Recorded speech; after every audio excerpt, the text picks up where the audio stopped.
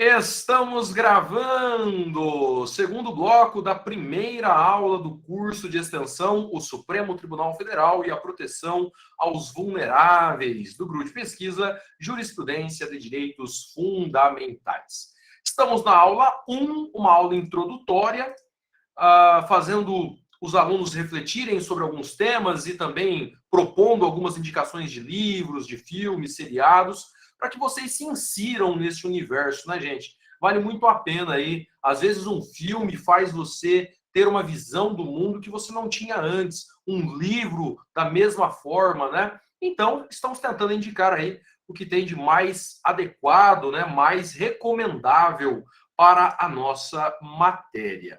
Vou colocar aqui, então, o nosso slide. Todo mundo consegue ver bem? Mandem um ok aí rapidinho. Maravilha! Todo mundo vendo o nosso slide. Então, olha só, queridos. Falamos um pouquinho sobre os deficientes, falamos um pouquinho sobre os negros. Agora, um tema muito importante, principalmente para o Brasil, né? Vocês conhecem esta menina que está na tela? Acredito que a maioria conhece. Quem não conhece precisa conhecer mais do que depressa. Estamos falando de uma das maiores lideranças mundiais do direito das mulheres, especialmente o direito às mulheres estudarem, né? A educação feminina, o direito de ir à escola.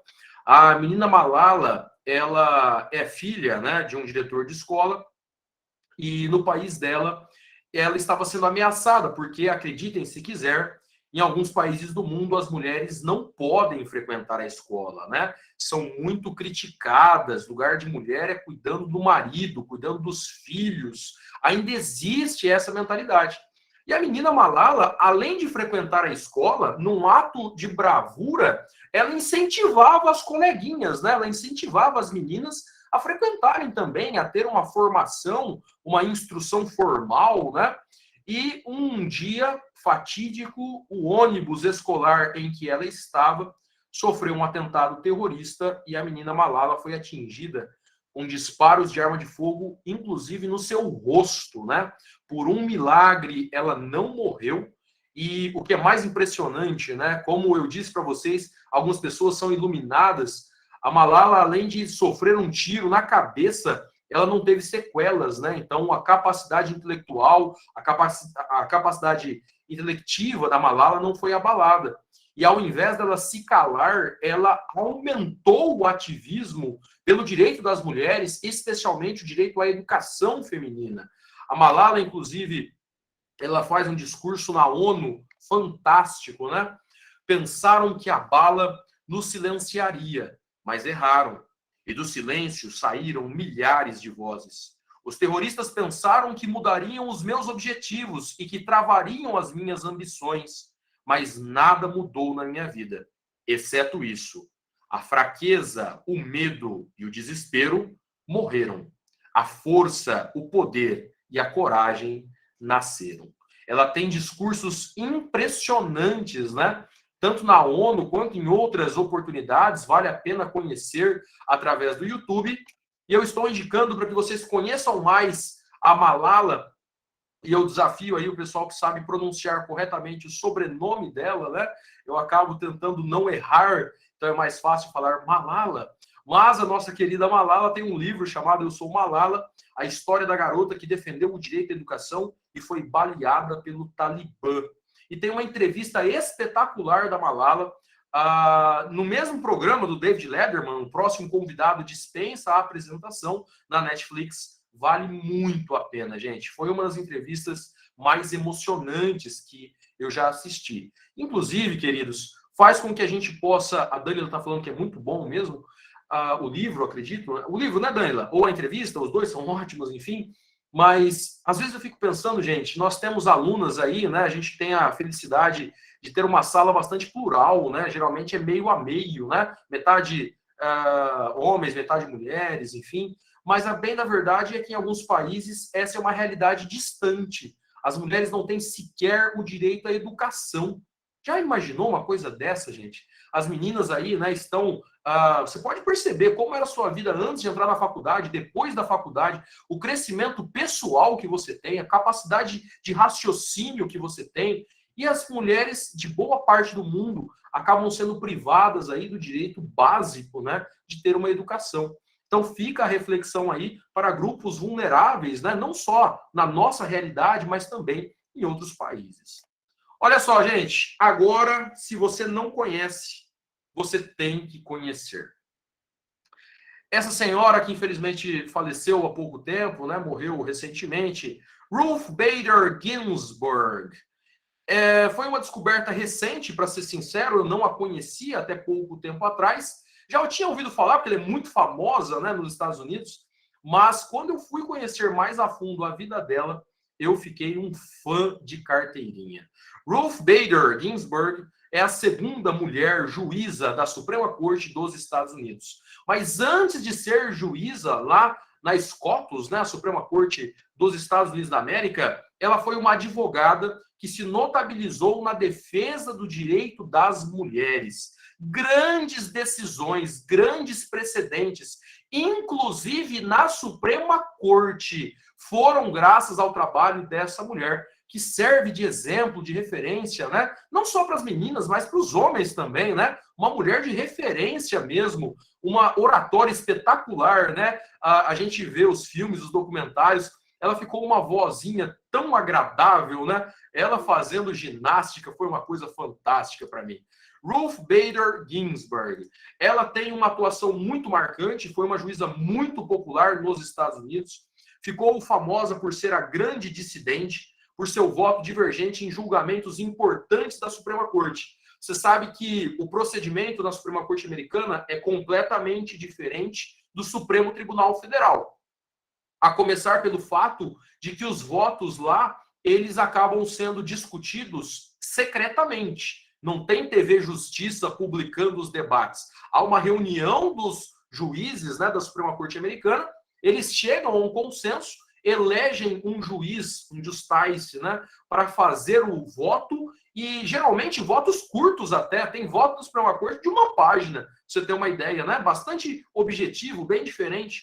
E quando os juízes não concordam com a decisão, é possível que você ofereça um voto divergente, um voto concorrente. E a Ruth Bader, além das conquistas que ela obteve, que ela conseguiu como advogada, ela se notabilizou, inclusive na internet, como a grande dissidente, né? Ela votava contrário em alguns temas que atendiam muitas vezes direitos de minorias, e a Suprema Corte entendia que ainda não era o momento. E ela, à frente do seu tempo, fazia o voto, e o Twitter sempre explodia, né? Sempre que ela abria divergência, e isso era explorado pela imprensa. A Ruth Bader, ela virou um ícone pop, né? Não só na área jurídica, mas olha que maravilha, né? Nós começamos aí com o Notorious B.I.G., né? Que era um rapper americano, porque ela é conhecida como Notorious RBG, né? Lá nos Estados Unidos, a grande dissidente. E olha só que coisa interessante, né?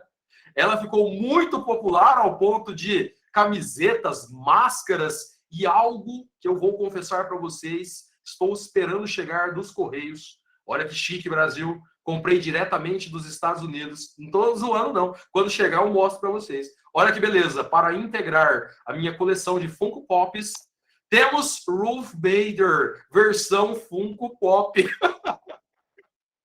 Paguei mais caro no frete do que no produto, mas está chegando, Brasil. Logo, logo estará aí da minha estante, junto com Einstein, Chapolin Colorado, Michael Corleone e também, depois eu... Nós temos ali Muhammad Ali, né? Depois eu mostro para vocês, cada um tem um significado, mas Ruth Bader ficará aí eternizada na minha galeria, né? É uma grande referência, brincadeiras à parte. Ela tem uma frase espetacular. Se você for neutro em situações de injustiça, você escolheu ficar do lado dos opressores. Se você for neutro em situações de injustiça, você escolheu ficar do lado dos opressores. Ruth Bader Ginsburg, ela começou a faculdade em Harvard, foi uma das 25 melhores alunas da sua turma, depois terminou na Universidade de Colômbia por uma questão do marido, uma questão de saúde. A Ruth Bader, ela estudava por ela e pelo esposo, porque o marido, que era da mesma turma, ele ficou doente uma época, né? E ele não conseguia ir para a faculdade. E aí você que está achando uma faculdade só difícil, você imagina fazer duas, né? Que era ela e o marido aí. Um casamento aparentemente muito bonito, né? A história mostra aí um marido que sempre incentivou a mulher, nunca se importou, porque você imagina você ser marido de uma juíza da Suprema Corte Americana, né, cara? A sua vida, na verdade, é para servir a sua esposa, né? Ela decide os destinos do tribunal mais importante do mundo, sem nenhuma dúvida. Estou pensando em tribunal de países, né? Não em tribunais internacionais. Mas aí, muito bonita essa relação, porque ela era muito reservada, né? E o marido era um showman, você vai ver aí nos vídeos que eu vou te indicar, vale a pena conhecer. Estou indicando o filme A Juíza, temos no Globoplay. Estou indicando também Suprema, que, se eu não me engano, está na Amazon Prime. Se eu não me engano, tem aí nas redes. Professor, vou ter que assinar todos os streamings? Não, filho, não. Você vai pegando aí, né? As referências com os amigos e tal. Brasil, estamos gravando, né? Tem que assinar todos, tem que assinar. Faça o que é correto sempre. Muito bem, gente, vamos avançando. Pessoal aqui no chat com mensagens subliminares, né? Não, eu me recuso a ler o que o pessoal está sugerindo. Então, vamos em frente. Mas, de verdade, agora, brincadeiras à parte, Ruth Bader, conheçam a história dessa mulher. Vale muito a pena. Vale muito a pena. Bom, gente, e para encerrar prestigiando as mulheres, uma das mulheres mais importantes da história recente do mundo, né? Hannah Arendt. Hannah Arendt foi uma grande voz no estudo e também publicou muitos livros, né? Mas teve uma questão envolvendo aí as grandes guerras, né? O totalitarismo, e é uma grande referência para nós. Leiam tudo que essa mulher já escreveu. Vou indicar alguns livros aqui. E ela tem uma frase fantástica que foi incorporada pela jurisprudência do Supremo, né? A essência dos direitos humanos é o direito a ter direitos. O primeiro direito humano fundamental é o direito a ter direitos. Porque se você é escravo, meu filho, você não tem direito a nada. Você é uma coisa, um objeto, né? Você não tem significado. Não sei se você sabe, a gente estava falando de escravidão, quando você pega processos de inventário do Brasil colonial, você sabia que os escravos não tinham nem nome? Não tinham nem nome, filho. Deixo 22 negros carregadores. Eles eram analisados pela sua função.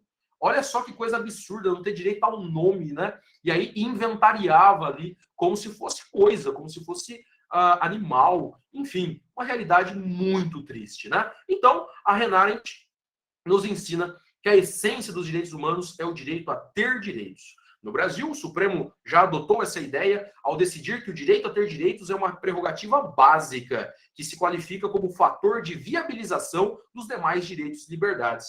Foi julgado na ADI 2903, relator ministro Celso de Mello, julgado em 2005, publicado em 2008.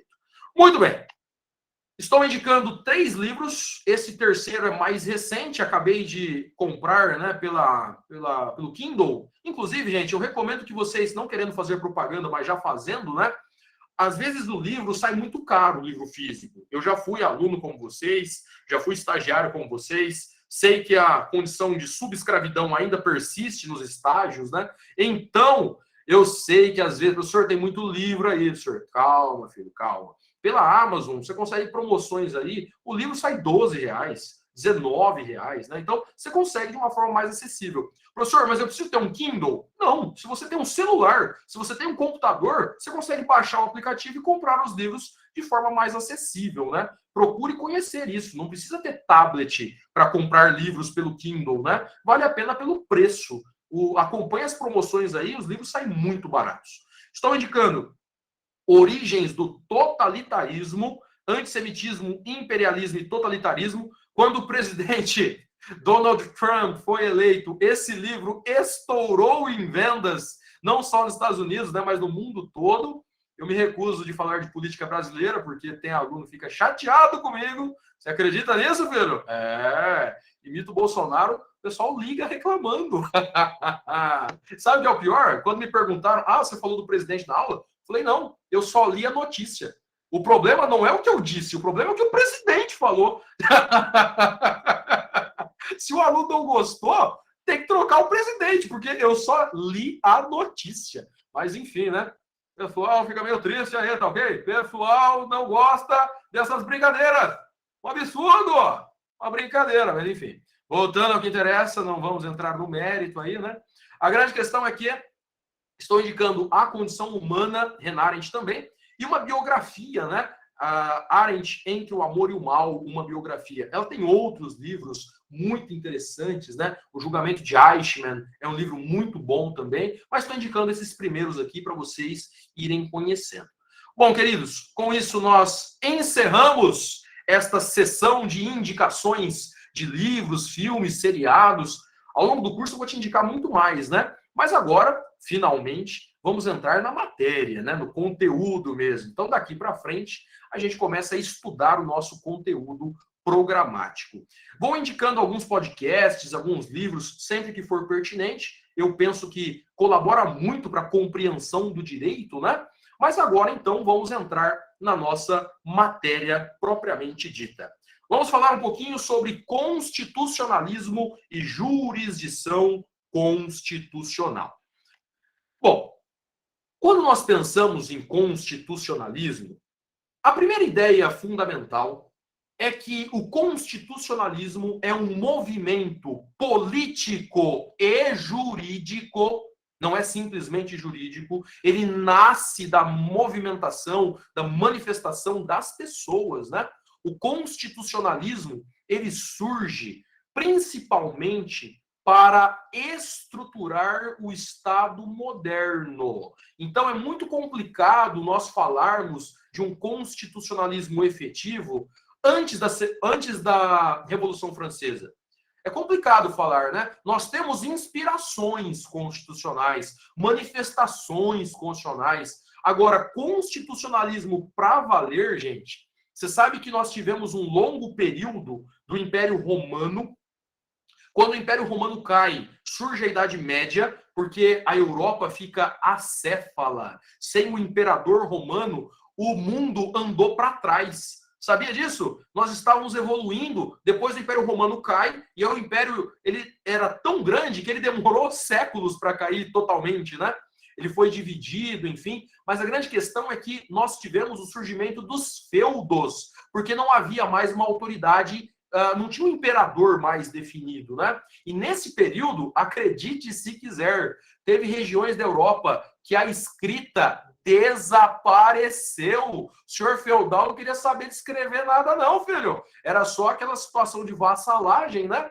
Proteção. É engraçado porque quando a gente olha os condomínios modernos, eu lembro dos feudos, não sei vocês. Mas o que é um condomínio, senhor? É um lugar murado que você paga mais caro para ter segurança. De uma certa forma, é muito próximo, né, do que nós tínhamos no feudalismo, né? Tinha ali um senhor feudal e uma relação de suzeranos e vassalos. Tanto é que a desigualdade econômica ela era tão absurda que eu não sei se vocês sabem, mas o Robin Hood ele é inspirado na Inglaterra por um rei que realmente existiu, tá? O Príncipe John, que vocês assistem aí, na verdade era o João Sem Terra, lá de 1215. O quê, Brasil? Filho, a Disney se inspira muito, né? Na mitologia grega, romana, na história.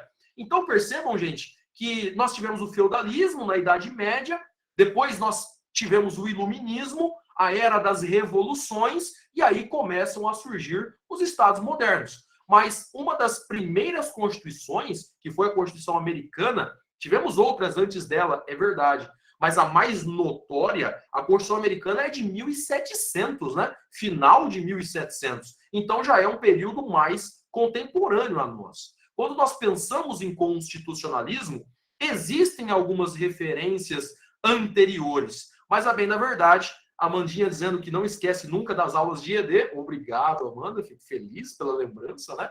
Mas só reforçando aqui, então, quando nós pensamos em constitucionalismo, vamos pegar aqui o primeiro documento fundamental que geralmente nós estudamos, né, na história do direito, nos direitos humanos. O que era a Magna Carta, gente? A Magna Carta, cuidado, viu? Tem muita gente que faz uma interpretação equivocada da Magna Carta. A Magna Carta é um dos primeiros documentos de proteção aos direitos humanos. Calma, pequeno gafanhoto. Direitos humanos de quem? Eu não sei se você percebeu, mas pensa um pouquinho comigo. Na Inglaterra, qual é o idioma oficial? Não é para pensar muito não, gente. Para falar aí. É o inglês, né? É o inglês, professor. Então, e por que está escrito Magna Carta em latim? Magna Carta Libertatum. Quem que lia em latim na Inglaterra em 1215?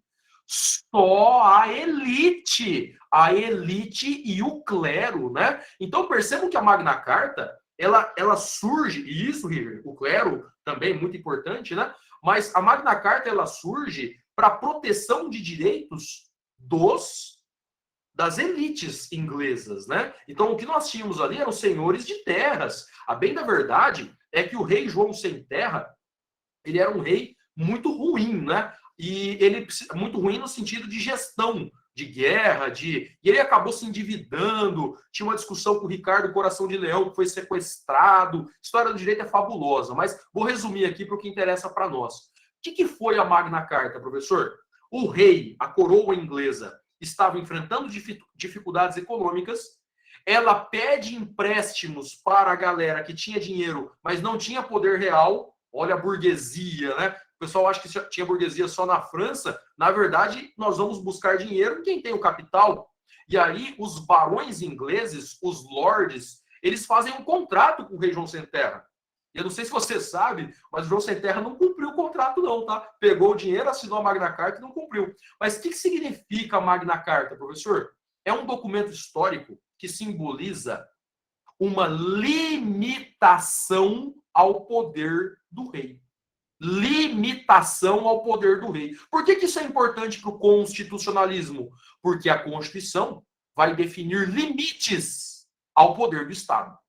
Então a gente começa a raciocinar lá em 1215. Tivemos o Habeas Corpus Act, nasce também na Inglaterra, o Bill of Rights. Nós tivemos aqui, a Micaele está indicando um vídeo, tem esses vídeos que o professor Meneghetti passou da aula de direitos humanos, resume bem a evolução desses direitos. Ah, que legal, Micaele.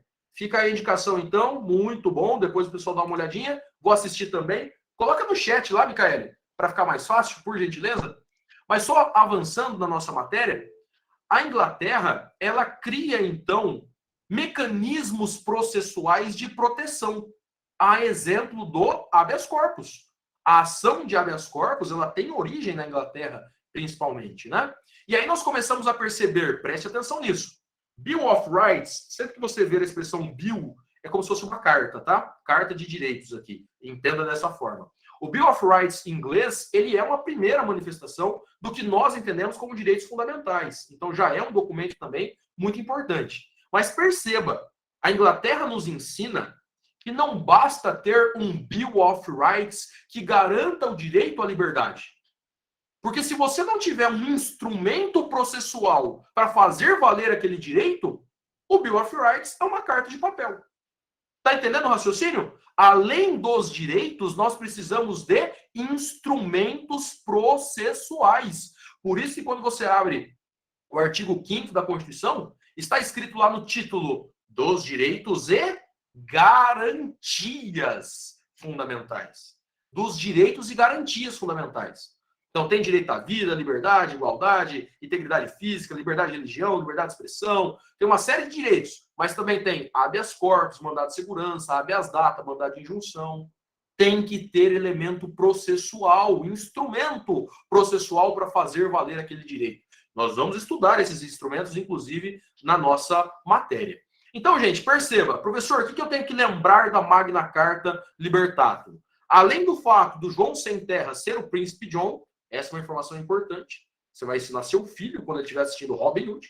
E aí, então, você sabe que as histórias de Ninar para os filhos dos profissionais jurídicos é sobre Caio, Tício e Mévio. Sim ou não? Você vai contar a história do seu filho dormir falando sobre Caio, Tício e Mélio. Muito bem, o negócio é o seguinte. A questão, gente, o que eu tenho que lembrar da Magna Carta? Limitação ao poder do rei. A Constituição vai nascer como uma limitação ao poder do Estado. Essa é a principal influência. Muito bem, professor, vamos agora para a França.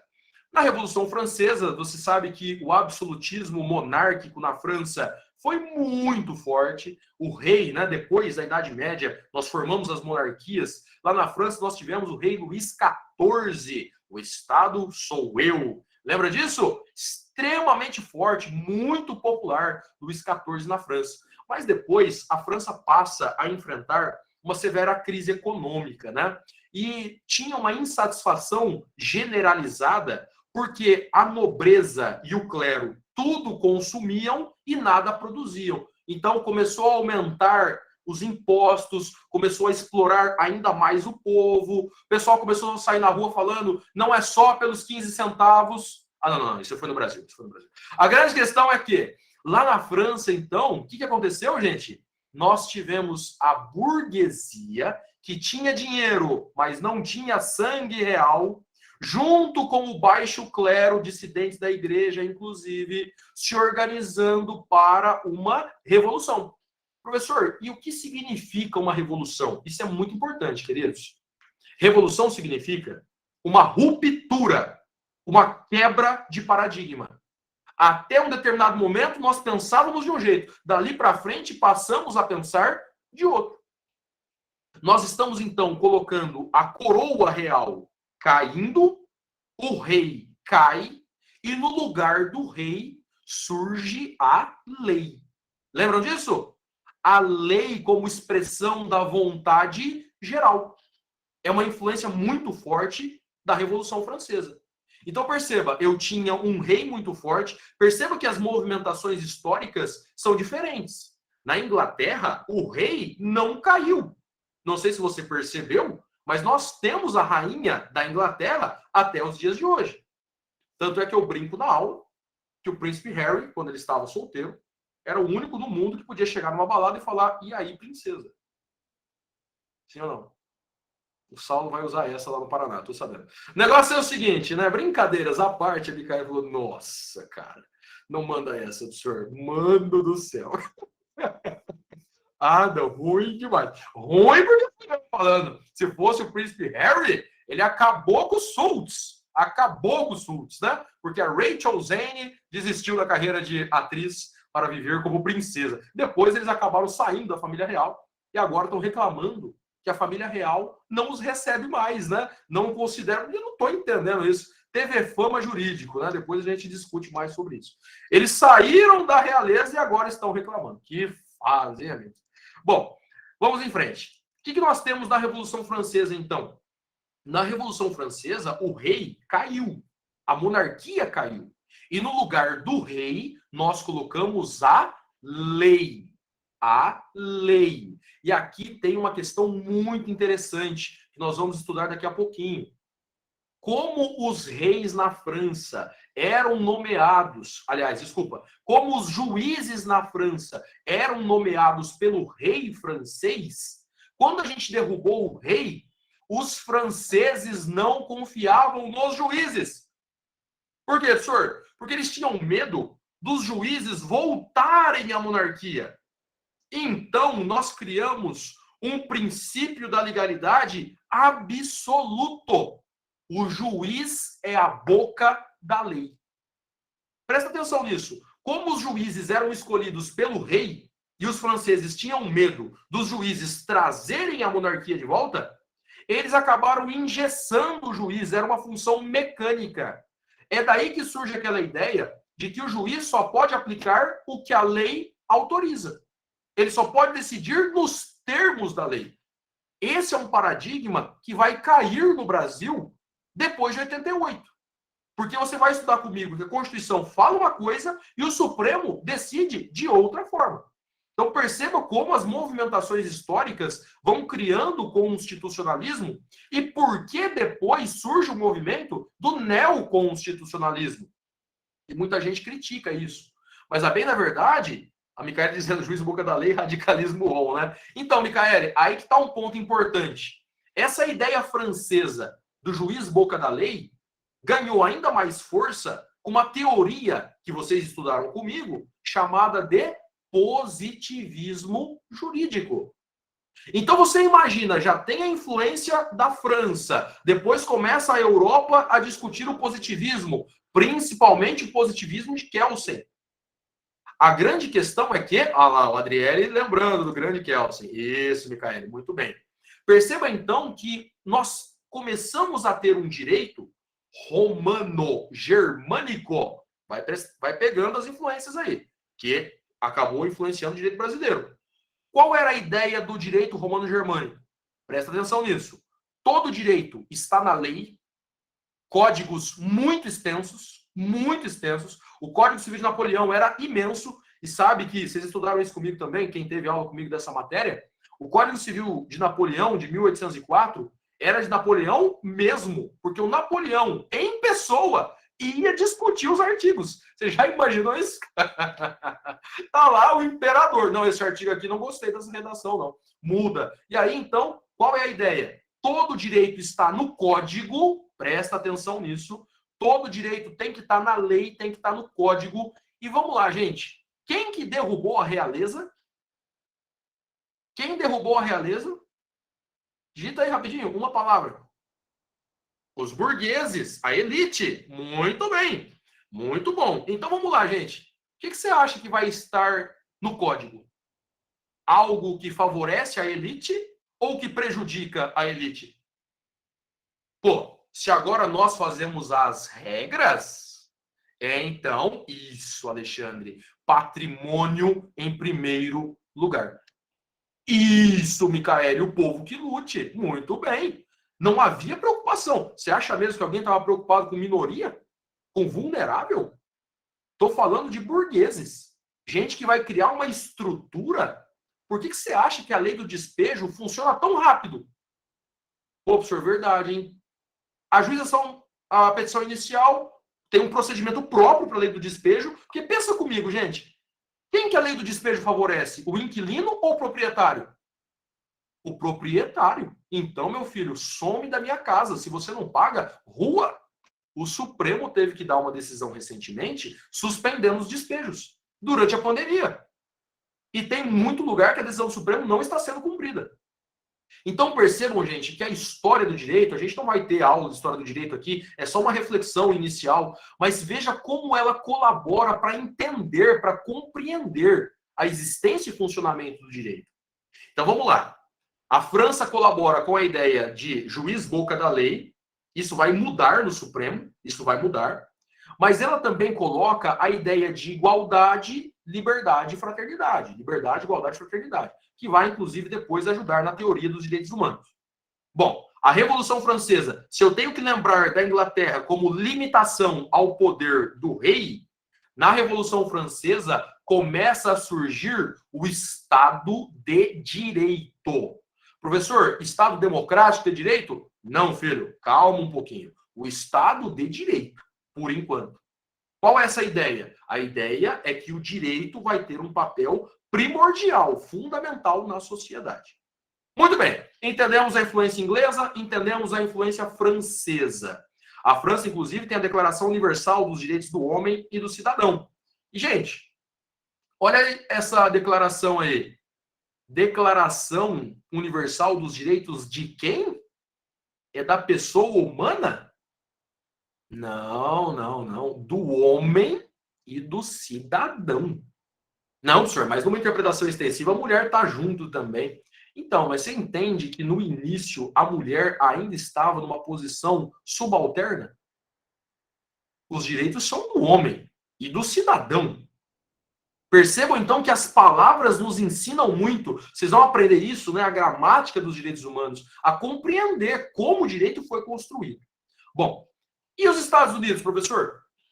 Nos Estados Unidos acontece um fenômeno fantástico, fantástico. Você sabe que no território dos Estados Unidos, nós tínhamos 13 colônias, completamente diferentes entre si. Tinha uma galera que era a favor da escravidão, tinha outra que era contra, tinha um pessoal que era protestante, outros tinham outras religiões, enfim, eram como se fossem 13 estados, né, 13 províncias muito diferentes entre si. Eles estavam sendo colonizados pela Inglaterra, e a Inglaterra se envolve em umas guerras aí, e ela não dá muita conta do resultado das guerras, precisa explorar a colônia, e quando a Inglaterra sai dos Estados Unidos para focar na guerra e começa a cobrar cada vez mais impostos, o que os americanos começam a perceber? Não, peraí, não tem inglês aqui mais. Eles só estão esfolando a gente da carga tributária. Para que a gente precisa desses caras? Os Estados Unidos se unem entre si, os 13, né, estados, e eles conseguem a independência. Quando eles conseguem a independência, para que essas 13 colônias tenham uma unidade, nós criamos a Constituição dos Estados Unidos da América. E aí tem um detalhe muito interessante. A Constituição dos Estados Unidos tem apenas 7 artigos. Agora tem várias emendas, mas no início eram 7 artigos. Professor, por que poucos artigos? São 7 seções, na verdade, né? O pessoal traduz como artigos, mas são seções. Na verdade, queridos, é porque, como a gente é muito diferente, não dá para ficar colocando na Constituição o que desagrada. Concorda comigo? Imagine que, vou tentar facilitar um pouquinho. Tem uma galera que é corintiana, tem outra que é santista, tem outra que é são paulina. Qual vai ser a cor do nosso país?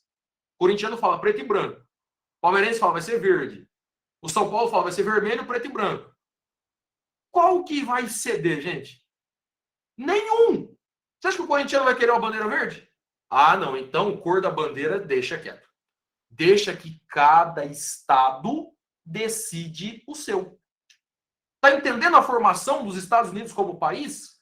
A gente concentra poderes, concentra esforços nos estados, e na Constituição eu só vou colocar o mínimo, do mínimo, do mínimo que precisa para a gente ser um país, para a gente ter uma unidade.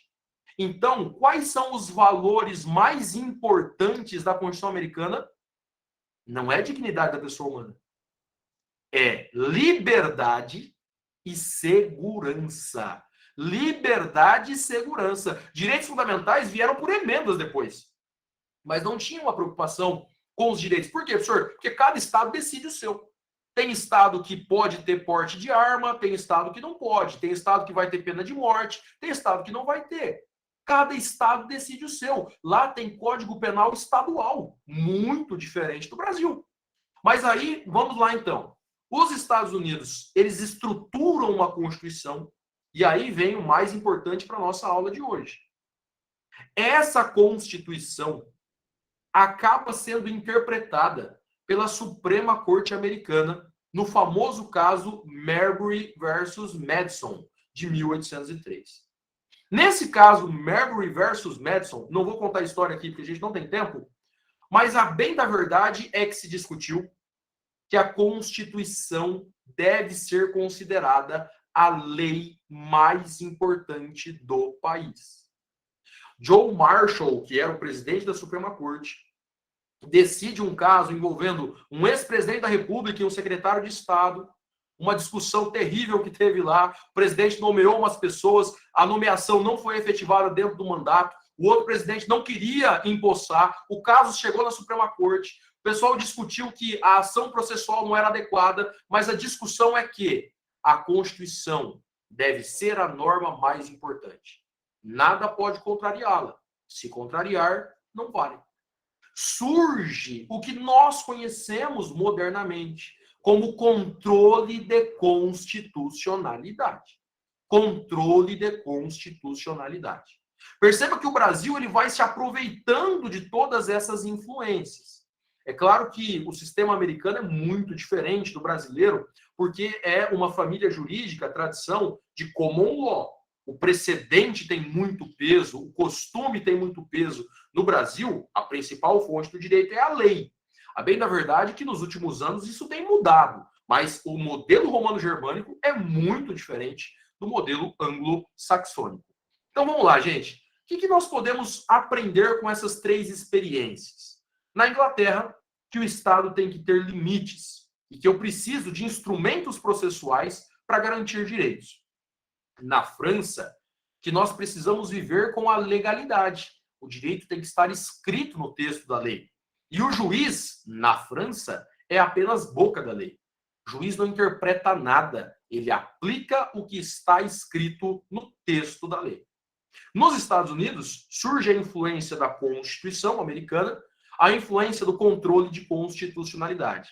Mas o que eu quero destacar para vocês, queridos, tanto na Revolução Francesa quanto na Revolução Americana, você entendeu que o povo brigou para construir o próprio país? Você consegue entender isso? Teve guerra, teve sangue, teve morte. E aí, quando eles, então, assumiram o poder, vamos construir o nosso país. E aí a Constituição ajuda a estruturar o Estado. Você vai perceber que no Brasil foi um pouquinho diferente, né? Mas gravem essa ideia. A participação popular foi efetiva na França, nos Estados Unidos. Foi muito importante. E agora, mais próximo de nós tivemos a Segunda Guerra Mundial. Na Segunda Guerra Mundial, o Alexandre está fazendo uma brincadeira aqui. Na Segunda Guerra Mundial, gente, nós percebemos que as constituições modernas já estavam em vigor, nós já tínhamos um constitucionalismo forte, nós já tínhamos uma teoria de direitos fundamentais sendo desenvolvida. E na Segunda Guerra Mundial, milhões de vidas foram ceifadas por ideais políticos.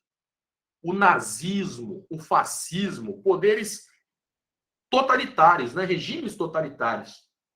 Você sabe que o Hitler perseguia judeus, perseguia homossexuais, perseguia deficientes, perseguia ciganos, perseguia e matava em campos de concentração milhões de seres humanos que não se adequavam ao conceito do povo ariano, a raça pura do Império de 1000 anos, né? Ele chamava de Terceiro Reich.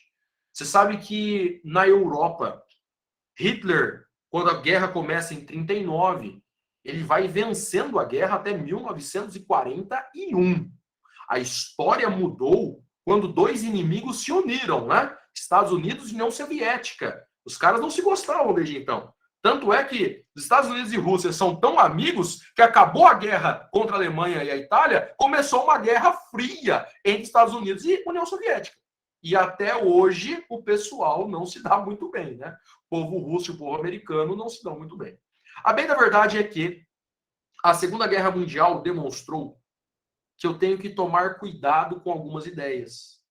Porque se for direito apenas o que está escrito no texto da lei, o Código Penal alemão autorizava matar judeu. Se eu tiver que seguir a influência francesa do juiz boca da lei, se a lei é injusta, eu tenho que aplicar o texto da lei. Então nós começamos a perceber, e aí nasce com muita força a teoria dos princípios. E mais do que isso, a dignidade da pessoa humana se torna um discurso transnacional. Porque não sei se você observou, mas a gente teve uma guerra de 1914 a 1918. A Alemanha sai destroçada. O Hitler serviu na Primeira Guerra como soldado. A Alemanha levou uma pancadaria contra a Alemanha. Só que o povo alemão é um povo que não dá muito para brincar, né? Você lembra que a gente ganhou dos caras 2-0 em 2002? Depois eles meteram 7-1 na gente. Sim ou não? É um povo que, quando se organiza, não dá para brincar. Então, gente, a Inglaterra, a Maria Luísa disse, para que lembrar disso, senhor? Vai na aula aí, vai na aula. Então, e dizem que não foi mais porque eles não quiseram, viu, Maria Luísa? 7-1 no Brasil, os alemães ficaram meio com dó da gente. Bom, o negócio é o seguinte.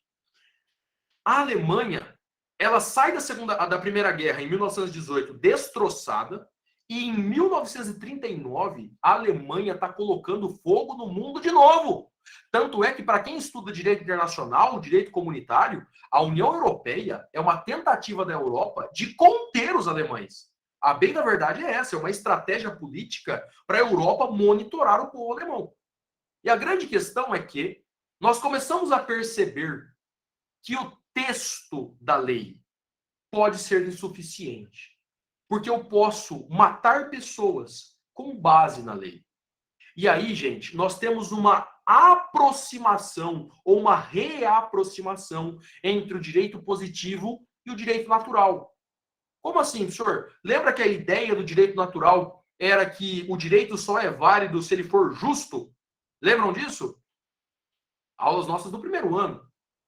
Nós tivemos, então, uma aproximação do direito com a ética, o direito com a moral. Eu não posso ter qualquer tipo de norma valendo.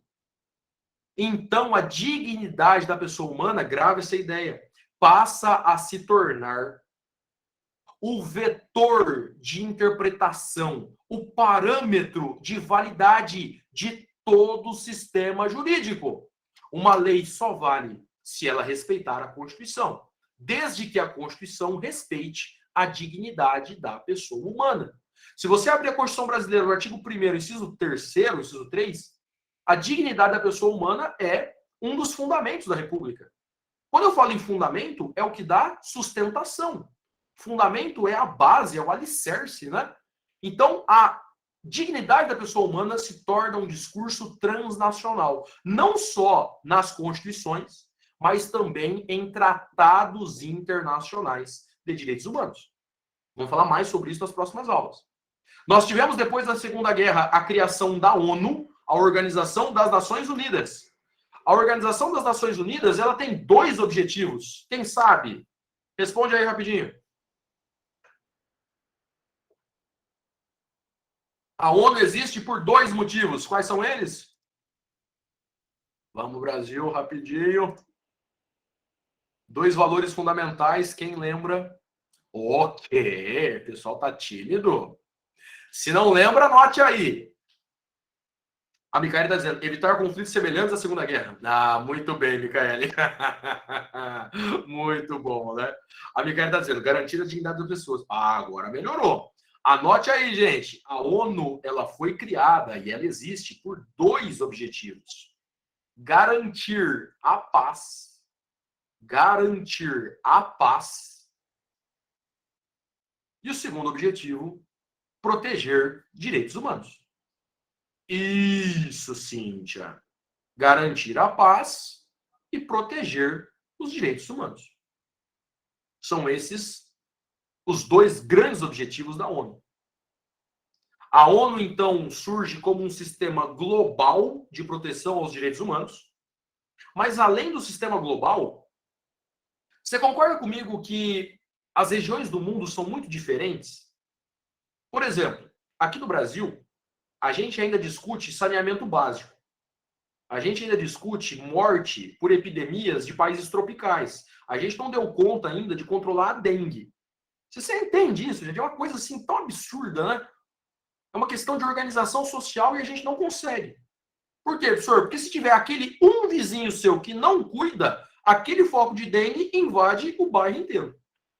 Então você imagina, a Europa está discutindo o direito dos índios? Pensa comigo rapidamente. Professor, não tem nem índio na Europa, né? Então, filho. Então você concorda que os direitos do povo americano, latino-americano, é muito diferente do povo europeu? É muito diferente do povo africano? É muito diferente do povo asiático? Os valores são diferentes. Então, além da ONU como um sistema global de proteção, nós criamos sistemas regionais para cuidar dos casos específicos de cada região. É por isso que eu tenho Corte Europeia de Direitos Humanos, Corte Interamericana de Direitos Humanos, Corte Africana, que tem mais dificuldade para se desenvolver, mas está se desenvolvendo. Então percebam, queridos, além da proteção nacional, nós também temos uma proteção internacional, que surge através de tratados e também de mecanismos. Aqui no Brasil, nós temos a Comissão Interamericana e temos também a Corte Interamericana, né? Faz parte do sistema interamericano de proteção aos direitos humanos. Quem estuda direito internacional de direitos humanos sabe que na Europa não tem mais comissão. Na Europa não tem mais comissão. Se eu não me engano, desde 2009, 2008, 2009, né? A petição vai direto para o tribunal. Aqui no Brasil ainda não. O sistema americano tem uma comissão que fica em Washington, nos Estados Unidos. E a Corte Interamericana fica em São José, na Costa Rica. Bom, vamos falar um pouquinho disso mais à frente, porque muitos casos nossos, né? Vou te dar um exemplo aqui. Quando nós falarmos de povos indígenas, o Brasil já tem uma condenação na Corte Interamericana. Sabiam disso? É o chamado caso Povo Chucuru. Povo Chucuru versus Brasil. Quando a gente falar aqui de direito das pessoas em situação de rua e favelas, o Brasil já tem uma condenação na Corte Interamericana. Favela Nova Brasilândia. Favela Nova Brasilândia. Já foi uma condenação do Brasil na Corte Interamericana. Então, quando a gente fala de escravidão, a gente teve ali o caso Fazenda Brasil Verde, né? Que é também uma outra decisão que a Corte Interamericana já condenou o Brasil. Então, vale muito a pena a gente conhecer também os mecanismos internacionais. Tanto os mecanismos globais, a exemplo da ONU, quanto os regionais, especialmente no nosso caso, a Corte Interamericana de Direitos Humanos. Bom, gente, fechando essa primeira parte, vamos encerrando algumas ideias aqui, então. Percebam, quando eu olho para a formação histórica do Estado brasileiro, a história é um pouquinho diferente, né? Vamos pensar um pouco aqui. Os índios estavam tranquilaços aqui, vivendo uma vida maravilhosa, praia, beleza? Muita praia, muita mesmo. O pessoal aqui não estava muito ligado em dinheiro, não. O negócio deles era uma vida tranquila, suave. E aí, lá em 1400, começa a chegar um pessoal meio diferente pelo oceano. A bem da verdade é que o, entre aspas, descobrimento do Brasil foi tratado no Tratado de Tordesilhas muito tempo antes, né? Você sabe que Pedro Álvares Cabral era o melhor navegador da navegação portuguesa, né? Ele veio para o Brasil com muitas caravelas, o que não era comum. Sabe por que não era comum? Porque você já esteve em uma caravela, é muito difícil manter o pessoal junto, né? Você imagina o vento, o mar, é muito complicado. Por que o Pedro Álvares Cabral veio com tantas caravelas, professor? Porque ele sabia para onde estava indo. O melhor navegador com várias caravelas teve descobrimento coisa nenhuma, filho. Ele já sabia, já tinha sido decidido, inclusive com a Espanha. Dividiram a América, né? Não sei se você percebeu, tirando a gente aqui, toda a galera restante fala espanhol. Todos os demais países aqui falam espanhol. Então, na verdade, a gente tem que tomar cuidado com o que é ensinado nas escolas, né? Esse descobrimento aí, leia Laurentino Gomes, leia uma galera mais de peso aí, que você vai perceber que o Brasil foi um pouquinho diferente. Então, vamos lá, professor, o que interessa aqui para nós? Interessa que em 1808, o rei Dom João VI estava sendo pressionado por Napoleão Bonaparte. E o rei Dom João, que era um estrategista muito inteligente, embora as novelas da Globo tenham criado um estereótipo de uma pessoa gordinha que gostava de comer frango, né? Não que isso não seja verdade, mas assim, relevância histórica zero, né? Não interessa nada isso para nós. A bem da verdade é que o Dom João VI estava sendo apertado pela França e ele também tinha parceria com a Inglaterra. O Dom João sabia que se o Napoleão viesse para o confronto direto, Portugal ia ser dizimado, ia ser dizimado. Só que ele também tinha uma situação com a Inglaterra. Ele não poderia se aliar com os franceses, porque senão os ingleses, que tinham a melhor navegação do mundo, inclusive escoltaram eles aqui no Brasil, né? Os ingleses atacariam Portugal. Então, gente, olha a situação de Dom João VI. É aquela velha história, né? Se ficar o bicho pega, se comer o bicho come, se correr o bicho come. Então, no final das contas, o que Dom João pensou? Juntou o Estado português, colocou nas caravelas e veio para o Brasil. 1808. Professor, por que isso é importante numa aula sobre vulneráveis? Primeiro porque ele trouxe a escravidão com ele, né? Primeiro que a escravidão já veio junto. Segundo, que o Brasil não foi criado como país. Houve um verdadeiro transplante da coroa portuguesa da Europa para a América. Então, o direito brasileiro, na verdade, surge como direito português. Tanto é que a elite jurídica brasileira estudava em Coimbra. Você lembra de um livro que sua professora te passou no colegial, Memórias Póstumas de Brás Cubas? Onde o Brás Cubas foi estudar direito? Em Coimbra, porque a elite portuguesa estudava lá. Quando você conhecer a Universidade de Coimbra, e eu desejo que você conheça, tive a oportunidade em 2014, uma faculdade espetacular, coisa linda. A USP, Largo de São Francisco, é muito parecida com a Universidade de Coimbra. Assim, de uma forma bem reduzida, tá? Coimbra é muito maior. Mas assim, por quê, professor? Porque a influência nossa é o direito português. Então, perceba, em 1808, a coroa se instala no Brasil. Depois, Napoleão perde a guerra, para os russos principalmente, né? E aí Dom João VI tem que voltar para Portugal. Quando o rei português tem que voltar para Portugal, tivemos a independência do Brasil. Ah, professor, agora sim, né? Os americanos também se foram independentes, os franceses fizeram revolução, os brasileiros se organizaram aqui. Quem foi o brasileiro que fez aí a independência, professor? Então, filho, não foi brasileiro, né? Não, peraí, senhor.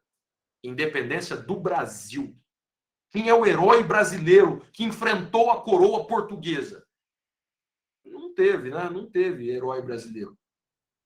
Por quê, professor? Porque quem declarou a independência foi Dom Pedro I. Não, mas peraí, senhor. O Dom Pedro I não era filho do Dom João VI? Isso. O príncipe português declarou a independência do Brasil? É. Senhor, mas o povo não lutou? Que povo, filho? Foi uma amarração política para assegurar poder.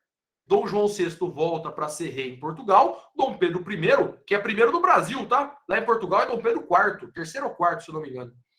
O Dom Pedro fica como grande imperador. E a primeira Constituição brasileira foi feita por quem? Por Dom Pedro I. Não, senhor, peraí, tem uma coisa muito errada aí. A Constituição não é a norma que estrutura o Estado? É. Mas não é ela que define? É isso aí, é isso mesmo. E foi o príncipe português que fez a Constituição? Exatamente. 1824. E aí, professor? Isso, Natan, o pessoal está lembrando aqui do poder moderador, né?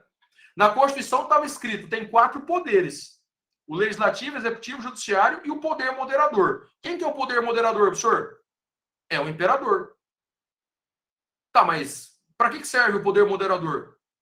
O poder moderador, se você joga truco, é o zap no truco. Como assim, professor? Ninguém é mais forte que ele. Se o legislativo falar uma coisa e o moderador não concordar, vale o moderador. Se o judiciário decidir alguma coisa e o moderador não concordar, vale o poder moderador. Senhor, mas peraí, que independência é essa? Uma independência que manteve a coroa portuguesa na liderança do país. Inclusive com escravidão. Com escravidão. Então, gente, perceba, nós herdamos uma tradição romano-germânica, principalmente porque somos filhos do direito português. Nós viemos com essa ideia de codificação muito forte da Europa, baseado no Código Civil de Napoleão. Inclusive, leiam o livro 1808, Laurentino Gomes. Você vai perceber que o Napoleão fala que uma das poucas pessoas que conseguiram enganá-lo foi Dom João VI. Porque você já imaginou o rei português pegar o Estado, colocar nas caravelas e vir para a América? Isso era imprevisível, era considerado uma loucura, né? E ele fez isso como estratégia de guerra. Nós, então, herdamos a cultura das codificações. Perceba que eu não falo ainda em Constituição como nos Estados Unidos. Nós herdamos a cultura do juiz boca da lei. O direito brasileiro é um direito que tem o positivismo jurídico muito enraizado. Nós temos escravidão, principalmente dos povos negros, né, das pessoas negras. Coisificação do ser humano. As mulheres enfrentam uma desigualdade de gênero absurda no Brasil. E aí, então, você pensa, professor, mas espera aí. Teve Dom Pedro I, depois teve Dom Pedro II, e na sequência veio a proclamação da República. Pô, professor, agora vai. Agora vai. Se a gente não teve independência, pelo menos nós vamos ter uma república. Então, o problema é que os militares tinham uma ala que nem queria derrubar o Dom Pedro II. Como assim, professor? A proclamação da República não foi um movimento popular muito forte. Tanto é que a gente tem um autor muito importante chamado José Murilo de Carvalho, que escreve um livro chamado Os Bestializados. Por que bestializados, professor? Porque o Aristides Lobo, que era um repórter lá na época da proclamação da República, isso, Natan, ele escreveu no jornal que o povo acompanhou a proclamação da República bestializado. Como assim bestializado, professor? Fazia ideia do que estava acontecendo. achava que era uma passeata. Passeata militar. Então, a independência não tem participação popular. A proclamação da República não tem participação popular. Você está entendendo onde eu quero chegar, gente? Se eu não tenho participação popular, como é que eu vou proteger as minorias? Como é que a gente vai inserir um texto na Constituição que seja favorável para todo mundo? Não, senhor, mas aí com a proclamação da República a gente tem democracia, né? Então, mas o Brasil tem uma herança de voto censitário e voto de cabresto. O Igor está destacando que Triste Fim de Policarpo Quaresma retrata isso. Lima Barreto. Muito legal, Igor. Parabéns. Um clássico da literatura portuguesa. O que era o voto censitário, senhor? Vamos analisar a democracia brasileira. Voto censitário é a restrição do direito de votar para alguns grupos de cidadãos. Só pode votar quem tem alto padrão econômico. O Brasil, por muito tempo, teve voto censitário. Só vota no Brasil quem tiver dinheiro. Pô, senhor, mas aí como é que fica a democracia? Não, mas depois teve o voto de cabresto também, né? O que era o voto de cabresto, senhor? Quando a gente começou a abrir o voto para a população, o povão podia votar. Só que você tinha que votar no meu candidato. Então o coronel ia fortemente armado lá na urna e falou assim: vai votar em quem? Não, se você não votar no meu candidato, você está morto. Vocês percebem como a democracia brasileira é uma democracia frágil, gente? É muito mais uma herança aristocrática, né? Os grandes grupos econômicos, principalmente senhores de terras, determinavam o futuro do país. Então dá uma olhada aqui, estou indicando o livro Os Bestializados, o Rio de Janeiro e a República que não foi, José Murilo de Carvalho, um grande historiador. E o voto de cabresto era mais ou menos o que você está vendo aí na tela, né? Quem votava, na verdade, era quem o coronel queria que fosse eleito. A gente não tem participação popular nem nas eleições. Bom, caminhando para frente, para encerrar essa maravilhosa aula, dá uma olhada na acidentada trajetória constitucional brasileira. 1824, o imperador do Brasil é o príncipe português, Dom Pedro I. Ele institui o poder moderador. Em 1891, proclamação da República, mas não contou com efetiva participação popular. De 34 a 37, surge um gaúcho, né, lá do Rio Grande do Sul, chamado Getúlio Vargas, que inclusive gostava do Mussolini. Como assim, senhor? Mussolini era a liderança italiana, que criou o fascismo. Mussolini na Itália, Hitler na Alemanha. O Vargas institui, né, um governo bastante expressivo, que foi considerado ditatorial por alguns. E perceba que a gente tem uma Constituição em 24, depois uma em 1891, o Vargas assume e cria a Constituição de 34, depois ele troca de Constituição em 37, que é a Constituição polaca. Senhor, peraí, não estou entendendo. Quando o senhor dá aula, lá no primeiro ano, na sua primeira aula o senhor fala assim: a Constituição é a norma jurídica mais importante. Nada pode contrariá-la. Se contrariar, não vale, é inconstitucional. É a norma mais importante. 34 eu tenho uma, 37 eu tenho outra. Você está entendendo que o Brasil não valorizou a Constituição como outros países? O Código Civil, queridos, permaneceu o mesmo de 1916 até 2003. Quase 100 anos de Código Civil. Então, quando eu olho para esse panorama, o que é mais importante? A Constituição ou o Código? Eu tenho um código que não muda por quase 100 anos. E eu tenho mudanças constitucionais em rupturas 7, 8 vezes. Em 1946 cai a ditadura no mundo, né? Hitler perde a guerra com Mussolini. Em 1946 criamos uma nova Constituição. Professor, agora vai, né? A gente percebeu que governos ditatoriais não funcionam. Então, de 46 para frente, democracia. Agora sim, senhor. Povo na rua. O Maurício está falando algo que... Maurício, eu vou te citar nas aulas, cara, mas gostei muito. No Brasil, se ventar muito forte, a Constituição cai. É mais ou menos por aí, cara. Triste falar isso. Triste falar isso. Mas é uma ótima analogia, né? Uma ótima crítica. Então, gente, perceba. 46 para frente, professor, agora é a hora da Constituição brasileira. Agora a gente vai ter uma democracia forte. O que acontece em 1964? Ditadura militar. Ditadura militar de 64 a 85. Gente, eu tenho muita dificuldade de entender por que nós criamos um governo ditatorial depois de 2 guerras mundiais. Eu, sinceramente, não consigo entender. O mundo mostrou para nós, ó, não dá certo, meu. Não dá certo. E o Brasil parece que tem... quando eu fui para a Europa, os portugueses falavam isso. O Brasil aprende pelo eco. Acontece alguma coisa na Europa, quando chega o eco no Brasil, vocês aprendem. Mas a grande questão é que, de 64 a 85, nós tivemos ditadura militar. E não sejamos hipócritas. A ditadura militar, do ponto de vista econômico, não foi tão ruim assim. Claro que nós tivemos, para os direitos fundamentais, foi terrível. Supressão de direitos, perseguições. E não sou eu que falo, não, tá? Eu já tive problema com um aluno que, quando eu falava que teve ditadura no Brasil, o aluno ficou revoltado. Não, o que é isso? Eu falei, meu filho, não sou eu que digo.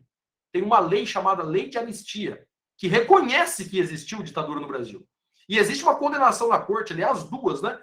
Corte Interamericana de Direitos Humanos, no caso Guerrilha do Araguaia e no caso Vladimir Herzog. É um tribunal internacional dizendo, teve ditadura no Brasil. Então não é um simples professorzinho aqui, né? A gente tem uma lei brasileira e 2 condenações lá fora. Enfim. Tivemos também a emenda constitucional número 1 de 69, que muitos consideram uma Constituição, como se fosse Constituição de 69. E, finalmente, a Constituição de 88, que, se você olhar aí, né, analisando, é uma Constituição que assegura por mais tempo a democracia no Brasil. São mais de 30 anos já.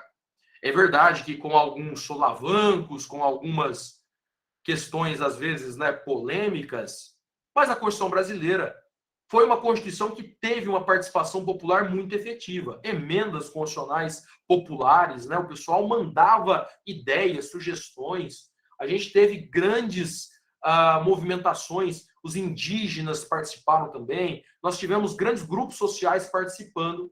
E é a partir dessa Constituição que começa a ficar mais interessante para nós a proteção aos vulneráveis.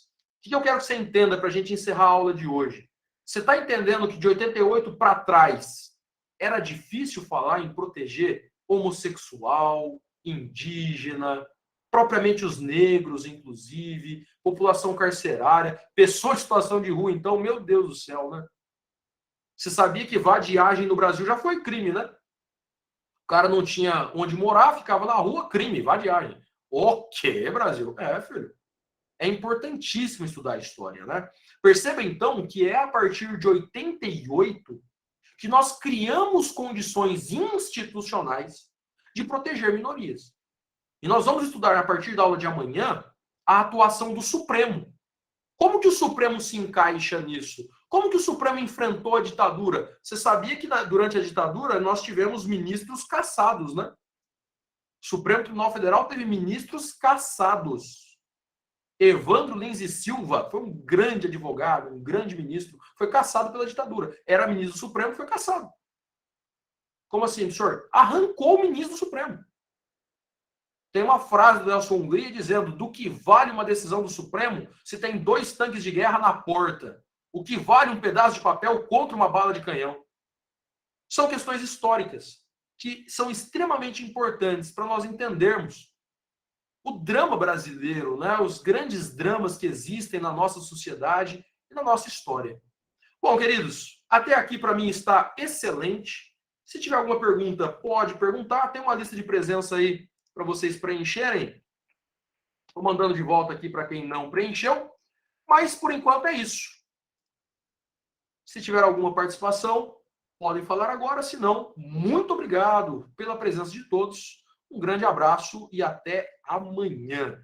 Valeu, Micaele. Obrigado. Tchau, tchau, gente. Valeu, Tainá. Valeu, Fábio. Tchau, tchau, Cíntia. Alexandre, Léo, Eric. Amanda, Micaele de novo, Júlia. Valeu. O pessoal ficou até o final, hein? Parabéns. É isso aí. Até amanhã, queridos. Grande abraço. Perde aula amanhã não, hein? Tchau, tchau.